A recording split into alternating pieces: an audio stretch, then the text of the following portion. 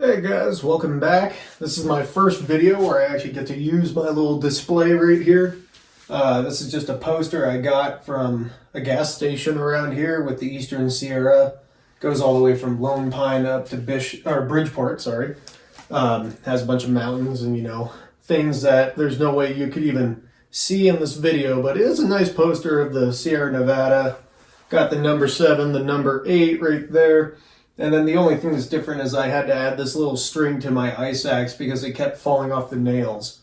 So instead of going to the hardware store and buying longer nails, we kind of just came up with tying it on to something and hanging it higher. So laziness prevails again on that one. I've been using this new space right here to make a lot of videos that talk about a broad number of considerations with gear. I've done boots, ice axes, crampons, ATCs, cams, and a lot of those videos I've already made videos in the past on. But one thing I've barely talked about is backpacks. And that's kind of something that you use a lot in the mountains. If you go out into the mountains to do whatever, you often have a backpack. Either that's a hiking pack, a backpacking thing, rock climbing, all that stuff. So I wanted to make a quick couple of videos, hopefully about 10 minutes each, talking about backpacks. And in my world, I can separate them out into rock climbing, skiing, and alpine mountaineering type stuff. And I can definitely tell you that the alpine mountaineering are the packs that I have the most of, because those bleed over. You can use that for rock climbing, you can use it for multi-day ski traverses, and then obviously you can use them for mountaineering and stuff like that. And so I'm going to make 4 videos. This one about rock packs, another one about ski packs, one about general mountaineering type stuff, and then a specialty one about expedition packs, which branch off of the mountaineering ones, but they just have I kind of look for different features with those packs versus the or I guess I could say alpine climbing packs. Once again, I kind of want to preface this with, I didn't just decide to be a mountain guide and go out and buy 15, 20 packs or whatever. I built this up over years of being in the mountains and stuff like that. And I have a proclivity to not throw anything away. So a number of these I barely use, or I've moved away from using for whatever reason. So yeah, just keep that in mind when I show you guys 20 different backpacks. Rock packs are probably the smallest number of backpacks that I have. Definitely the classic rock climbing pack would be a crag pack, which is virtually these things right here. These are made by Black Diamond. They're the Creek packs. This is the 35, this one's the 20. Really, this is just a specific rock climbing pack. What I look for in a cragging pack is durable material. You want this to be really durable because it gets scratched up really easily, and a good carrying system. That's pretty much it. So here is actually pretty decent backpack straps, a very robust hip belt, which is great.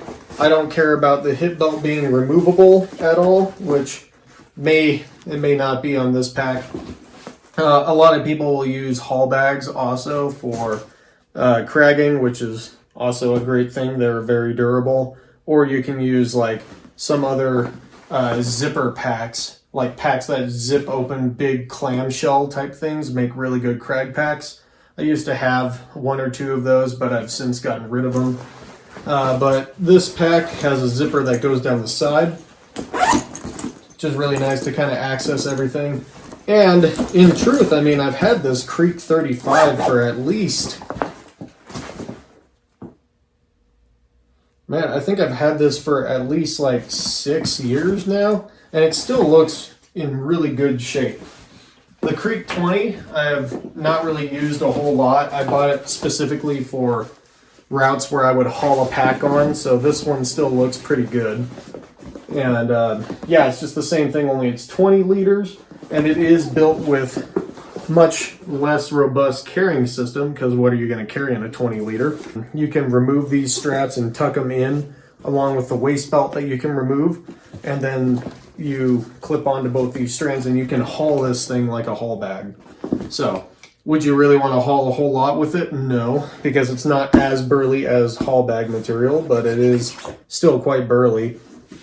And it is also just like kind of small. So it's not like you would exactly bring this on a big wall unless you're using it as kind of a specific, secondary bag along with your main big wall bag. As far as literage goes, in general, it's kind of nice to have a really big crag pack. So they make one of these in a 50 or 55 liter version.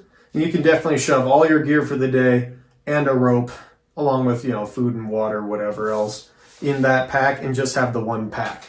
The 35 gets a little small, and I usually have to carry a rope on the outside or in the rope bag with it. And so now I've kind of moved away from that. And what I've been using for this whole season Donner is this mission pack. This is my old BD 45 mission pack. And it has some little bit of signs of wear right there. The shoulder strap is kind of falling apart. So I've kind of retired this pack from mountaineering type stuff. And now I'm just kind of using it as a crag pack to kind of destroy it a little bit more. But a 45 liter pack is really nice to have, just for the amount of stuff you can kind of cram into it. And I can have everything I need for the day in there. I can take it out. Generally with my rock guiding, I kind of just take a bunch of cams off my wall and put them inside that pack. So that way I don't have to waste time moving gear in and out. It's just all the cams that I need for guiding and Donner, Lover's Leap. If I ever work down in Mammoth or whatever, it's all the gear that I need for any sort of rock guiding for the whole season. And so I've been using that pack a bit more, or actually I've been exclusively using that pack as a rock guiding pack just to kind of destroy it and for the amount of capacity that it offers. So having a bigger pack somewhere in that 40 to 50 liters is pretty advantageous. This one I'd say is a really good pack for sport cragging or multi-pitch cragging, if that's a thing. So like in Red Rock, I can throw the specific gear I need for a climb, along with my shoes, my harness, everything I need in this pack. I can put an on-route pack also stuffed inside here, and then I can just leave this at the base with whatever I want and take that on-route pack all day up to, the top of wherever, and then I can come back down, rappel back down, walk off, whatever, and then stuff everything in that pack and leave. So that's a bit more of an objective-oriented crag pack, I guess, and then I can have my full-on crag pack, either the Creek 55 or, just a different one. Now, moving on with that, so these packs are really great for if you're just going to hang out on the ground, single pitch work and all that sort of stuff. But if I am going up on a large multi-pitch climb, it's really nice to have an on-route pack. Black Diamond Blitz pack. The biggest issue I have with these sort of things is a lot of them are made really light, so you can see these scratches and stuff. So these packs don't last super long, but they kind of make up for that with being how cheap they are. With a pack this small, I often remove the hip belt and just go with the shoulder straps. This is 15 liters. It's just one backpack. It has one pocket on the inside, and then this neat little side pocket right here for like your phone or whatever this is. And that's really all you need. Another great part about this is there's no frame, so I will fold pack up just like this, and I can shove this anywhere inside one of these bigger packs really easily. Yeah, that's just pretty much all I look for a rock on-route pack. The only things that really go in here are maybe your med kit, guidebook. I often just take a picture on my phone so I don't have to carry the book. You could throw that in there. Like one insulation layer, maybe one wind shell, sunglasses if you're not wearing them, and food and water. You really don't need that much while rock climbing, multi-pitch rock climbing, or anything like that. If you do have to kiwi coil the rope, you are stuck with coiling the whole rope around your body because you can't really fit too much rope in this thing. Another sort of longer day, longer rock route pack system that I could use, instead of bringing two packs, a really big one and a small one, is I can bring one more medium en route style pack. This one is the Blitz 28, and as the name suggests, it's 28 liters. This one I often use on alpine, single day alpine missions because it is quite lightweight and small, but it's still a good size. So I can overstuff this pack with like the rack and my harness and whatever else I need. So it may be overstuffed, maybe I have to strap the rope to the outside. But when we get to the base, we take all the gear out, we take the rope off, and this thing can pack down into a smaller package. And I don't mind carrying this with me on the route all day. I even still have hip belts here because 28 liters, we can get a decent load. And this kind of helps, with just carrying the pack. This is also my en route alpine pack most of the time. And so I may use a 55 liter or whatever to hike in with my tent and my overnight gear. You throw all the overnight stuff out of your pack when you set up your tent, like get your base camp ready. And then I'll use this pack like the next day when we go to climb whatever our objective is. Now, if it's something like the Coleman Deming on Baker or any route on Shasta, I'll just use my same 55 pack, only with much less stuff in it, and I'm fine. But when it's something like a real climb, like on Temple Crag or up on Whitney, climbing the East Buttress, it is nice to have a smaller en route pack so that way you can move better and do that real climbing at that higher altitude. So this thing really doesn't weigh that much. It's also frameless, so I can fold it up and I can shove this anywhere. I can strap it to the outside of the pack too. The reason why I prefer using a bigger pack for en route climbing in the Alpine is because we're expected to last out of that pack for a longer day and with more gear. So in the rock pack, we don't really have that much, but in this one, I'm going to have my medical kit. I'm obviously going to throw the rack in there when I don't need it, for the approach, harness and helmet and all that stuff too. I'm going to have a bunch of, or more layers, maybe a full raincoat, insulation layer, my fleece layer. I need to have my sunscreen and sunglasses, of course, all the water and food for a full day. So with that being said, having more equipment, it's nice to have a bigger pack for one. And the second reason is in the Alpine, since we're often doing things like kiwi coils and using less of the rope between ourselves and our partners or our clients, then I have more capacity to throw a bunch of rope into the pack. It's super common that I will carry half of the rope, maybe 30 meters inside the pack, and then have 15 meters kiwi coiled on me, and then 15 meters between me and my clients.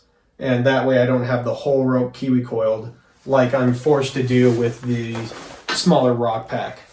In rock guiding world, we often only have to kiwi coil for a tiny amount of the climb, and then the rest of the time it's full rope length, 5th class pitch, all the way. Whereas in the Alpine, it's super common that we have a ton of rope in our backpack all the time. Another great part about the Alpine on-route pack versus the rock on-route pack is this thing actually has ways to clip ice axes to the pack, which in the Alpine you often have. Some of these packs will have straps for your crampons. This one in particular doesn't, which is a little annoying because then you have to put the crampons inside, which takes up more room on the inside, but I guess the plus side is you don't have your crampons on the outside to cause problems. So Alpine on-route pack, I need to have crampon, or at least ice axe compatibility and crampons. Rock pack, you don't need that stuff at all. Now you may ask yourself, what's stopping me from just taking your standard Alpine climbing pack like this and using it as a cragging pack? Absolutely nothing. That's totally fine. If you want to avoid buying a bunch of backpacks, then that's a great way around it. But just know that cragging, for whatever reason, is really hard on your backpack. At least in my experience, I've found that. And you have a lot of pointy metal stuff inside that pack. So if you find a place where that's butting up against the fabric and you scrape that fabric against the wall, you can actually blow a big hole in the side of your backpack if you're using something like an alpine climbing pack, this fabric is almost never as burly as a crag pack fabric. So you do run the risk of maybe getting holes or ripping your pack apart more, but it also will just wear out faster than a crag pack. So if you're just rock climbing in Moab, you live in Moab and that's all you do is rock climb, it makes sense to just go buy a crag pack. But if you live in Washington or the Sierra or the Wyoming or all these other places, and you do a mixture of things like rock, ice, whatever, then it makes sense to kind of just have that one pack and use it for everything. But just know that the likelihood of it ripping open seems to be a bit higher, just from, you know, the extra abuse it takes at the crag versus somewhere hiking up in the alpine. I guess the final thing to touch on would be ice cragging, which is obviously different from rock cragging. And so we need different things in our packs then. And that's when it is good to go with just your standard alpine pack. You know, something that you can attach 2 tools to. You can put crampons in the front. You know, this is a Mission 55, which, I mean, that would totally work. Slightly bigger pack. You can stuff everything in. You don't have to really be focused on how you pack your pack. I may choose to go ice climbing in this thing too, the 28 liter, but I have to be a lot more focused on how I pack that pack. And when I'm just cragging and I don't need the performance of a small pack, I don't think I care about that too much. Ice cragging is one thing where you need ice clippers and you need those crampon straps. So even if you're single pitch ice cragging, I would go with something like this, a nice 45 or 50 liter pack. I can fit absolutely everything I need.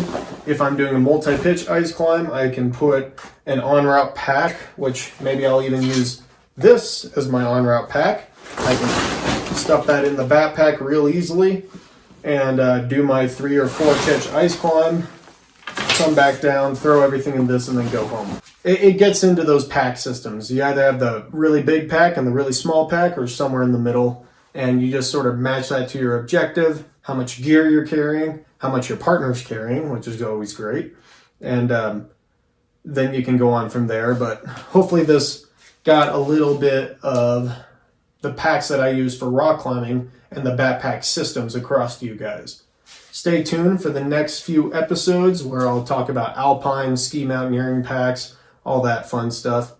And thank you for watching. Let me know what you guys think about my background. I'm kind of proud of it. And I'll see you in the next one. There's here I am in the highlight. Got all my stuff just thrown all over the place. It's actually drying up there. You have a proper Sierra thunderstorm out there. Look straight out there, the guys hunkering down. All the lakes down there.